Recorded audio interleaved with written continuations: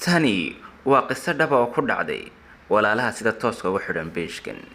Wiilkan gabadh ayay xidhiidh muddo badan lahaayeen. Kadib wiil qurbo jooga ayaa gabadhii soo doontay.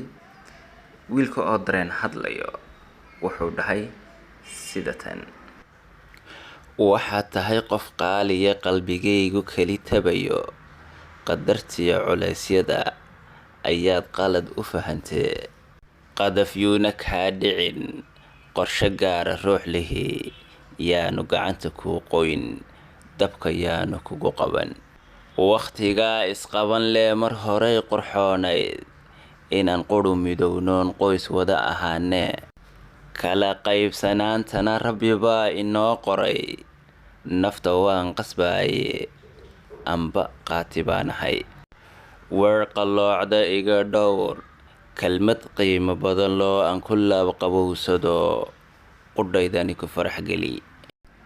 Waad ku mahadsan tahay ku xidhnaashada beeshkan.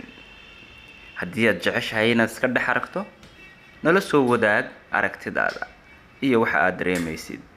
Albaabkeenu kuu furan.